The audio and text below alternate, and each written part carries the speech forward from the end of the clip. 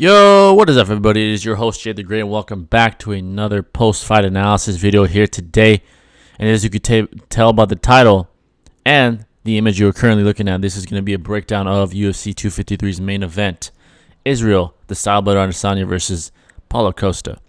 And before I begin, for y'all that have watched me in the past, I know this shit is different. You know, it's not the typical reaction to me reacting to the actual fight with me on the camera because YouTube keeps blocking my shit. So I had to do it this way, man. I'm sick of YouTube. It's tripping. This way they can't. God willing. I swear to God, if they do, I'm going to throw a fit. But all jokes aside, man, if you're new and you enjoy, please leave a like, hit the sub button, and turn on bell notifications to stay up to date with yours truly. But let's get straight to the goddamn breakdown here, all right? First of all, this fight was very shocking. Paulo Costa lost TKO in the second round. I forgot what minute. He got basically the shit beaten out of him the whole fight. And he was the last guy that I expected to fight the way he did. So let's start with the loser in this fight, which is obviously, I just stated, Paulo Costa. What he did wrong, okay? And then we'll go into Israel and what he did right. So Paulo Costa, he started the fight, slowly. Didn't do much except a few leg kicks in the first round. And very similarly to Yoel Romero, taunted Israel while he was losing the round. Okay. And I don't know if this is some macho thing in South America or some shit, man. Like, are you expecting to throw Izzy off? I mean, Izzy is, debatably the best pure all-around striker in the entire UFC. I mean, you expect him to just fall for your taunting bullshit and him, throw a tantrum and rush you so you can knock him out? Like, I don't know. I don't know what goes through these guys' mind, but you all had a similar mindset, clearly. And that's what cost him the fight. Paulo Costa, like I said, lost round one, clearly. Didn't do anything. That's why. He didn't do nothing. Basically, he just threw a couple leg kicks. Sorry. And didn't do shit. So he kind of gave that round up. Israel did what he did to Yoel. Kicked that leg. By the end of round one, Paulo Costa's leg was noticeably reddened around the knee area, which is not a good spot, first of all. That's not a good spot to want to get your shit kicked, like around the knee. Anywhere around the knee is just not good territory to be kicked. And Israel just targeted that knee, the side of the knee over and over and over. While Paulo just didn't want to engage. And let me get something straight here. Paulo Costa is not dumb, okay? He was undefeated for a reason. And what he was trying to do, in my opinion, all right, he was trying to see if Israel would, commit in a significant way. A significant enough way to where Paulo Costa could capitalize and do what he does best, which is bull rush you with ferocious punches at a high rate, with high volume. And to get something straight, Paulo Costa is not a knockout artist, all right? Knockout artist is someone like Francis Ngannou, all right? Francis Ngannou is a knockout artist. Someone like, let's see, like a Chuck Liddell back in his day, or like you get the point. Paulo Costa is not that, all right? On a scale from 1 to 10, with 10 being fucking Francis Ngannou and a 1 being, the weakest flyweight in the whole UFC, he's about a 7.5, his power. He has power. Obviously, because you won't be able to take someone out if you don't, very easily.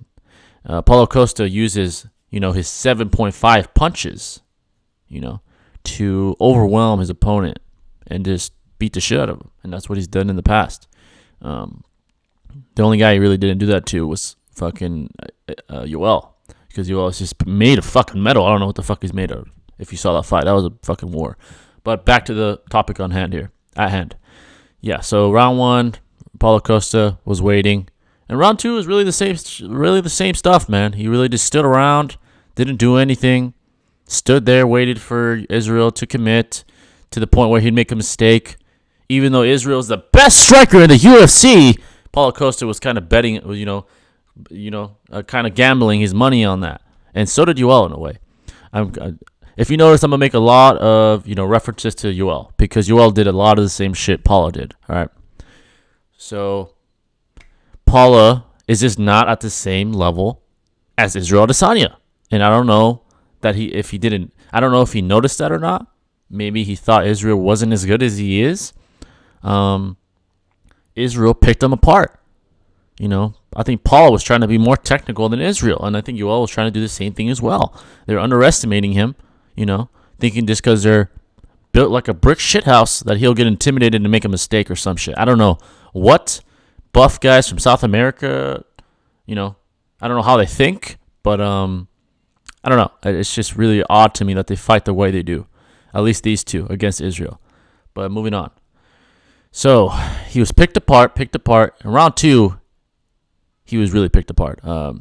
He was kind of flustered and kind of out of his league, to be quite honest with you, as far as striking, technically, And he got knocked out. A nice, I believe it was a question mark kick to the head, took him out. It was brilliant by Israel. So yeah, that's really Paulo. There wasn't really much to break down on Paulo, but let's get to Israel Adesanya. All right. Let's see the factors that played a role here. Israel, first of all, never took the bait that Paula tried to dangle to Israel's face. Like, hey, I'm taunting you. Aren't you going to get pissed off? Israel never got pissed off. He did a little taunting himself, but never got pissed off and tried to knock Paula's head off or nothing like that. Why? Because Israel is one of the best strikers the UFC's ever seen. I mean, at this point, you have to agree with that. He's definitely one of the best to ever step foot in the octagon as far as striking, all around striking, kickboxing. So he never took the bait. Number 1. Number 2 was basically his amazing striking. I mean, we all know he has that, but here specifically in this performance, I saw him use his kicks amazingly well, and I really thought he used his feints eloquently. So, he used them very effectively. So first off, his kicks, right? I thought he used that question mark kick beautifully, man. And the way he throws that shit, man, it's so sly. It's finessing it. He really throws it like a true kickboxer. Obviously, I know I'm saying that, and he's a kickboxer and all that, but truly, it was used beautifully. The way he still has some oomph on it, like he has some impact still, even though he has to stop the kick midway and then kind of bring the foot up to hit the head, which what he was targeting, and he did brilliantly. And the feints, right? He used a lot of hip feints, which I thought were brilliant, and he kind of incorporated that with some shoulder feints. So in a way, he would fake a kick, throw a punch, fake a punch with a shoulder feint, throw a kick, and that's the way he knocked out Paula. Actually, he used a shoulder feint, and then he brought that to he used his right shoulder, faked it, and then came over with a left high kick to the head, which was the beginning of the end for Paulo Costa. I thought it was brilliant. Those were the 2 main factors. They were clear as day. It was amazing performance overall by Israel Adesanya. He clearly showed he's the best middleweight fighter in the world. I mean, it's kind of clear as day. He beat, he's beaten most of the top contenders. I know there's still, Jared Cannonier, however you say his name, and a couple other dudes, but he's beaten most of them. And right now, he's the clear-cut number 1, and in my opinion, the number 2 middleweight of all time, as of now. Obviously, Anderson is still the best of all time in that division. He has more to do if he wants to pass up Anderson. But yeah, guys, there wasn't really much to break down since it was a one-sided ass whooping. But I still enjoyed the card. I did enjoy it. And overall, it was a good night. It was a good night for combat sports. A lot of shocking outcomes, But yeah, guys, that's my fight analysis breakdown for this fight. I hope you enjoyed. And if you did enjoy, please leave a like. And like I said before, hit the sub button. But this is all for this one. And I'll catch you in the next video, man. This is Jay the Great signing out. Peace.